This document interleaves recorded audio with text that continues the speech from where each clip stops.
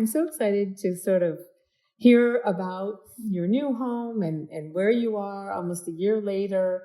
But let's start at the beginning. So you were born and raised here, if I'm correct, in Fillmore. Tell us a little bit about growing up in Fillmore. It was a lot smaller then. Everybody knew everybody then. There were 4 kids. We all went to the same high school.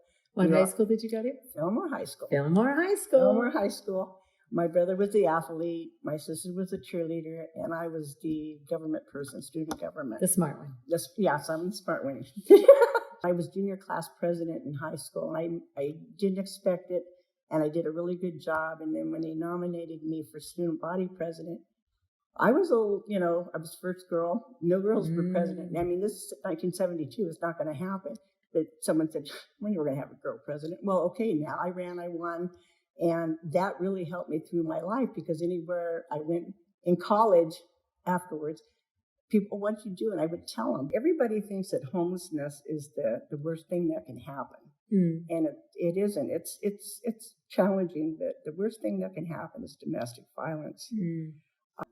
My mother died, and that's when I really started becoming homeless. I had nowhere to go after taking care of her. And, sleeping on the trains at night. Here in Fillmore. In Fillmore. Before they put them behind a barrier. No one can get to them anymore.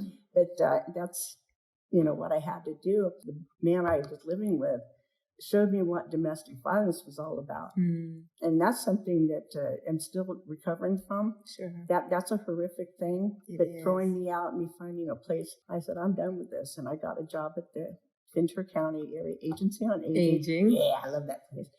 And I just decided then to move out. And I lived in my son's car for a while. I lived in a trailer. And I got that 1-bedroom, place. COVID happened. And I retired. I had money. All of a sudden, it was like my rent went up 50, then it went up 100, then COVID hit, and I'm retired. I don't have the part-time job now. And I had no money. I could not make it. So when I put on my backpack and walked out of that apartment knowing I'm going to be homeless the next day, I mean, totally homeless, not so I can kicked out and come back. It's just like there's nowhere to go. No family, nowhere to go. And so hard. It was, I had been sleeping sometimes by myself out there, so I was kind of used to that. But it's hard. It's cold.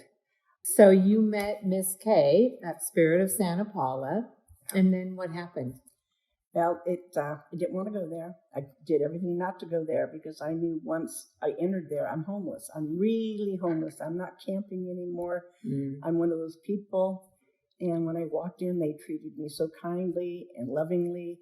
They gave me my own bed, my own space. I had a shower every day. Being homeless was just something I never thought I was going to have to say out loud. When you're just totally alone in a tent all by yourself, it's really scary because there's no one to call. Something good happens, there's no one to share it with. Something bad, you're crying by yourself. That's exactly what those of us that are in this industry want others in the community to know about. It's not the bricks. It's not the wood. It's the heart. It's that part that brings you back to family.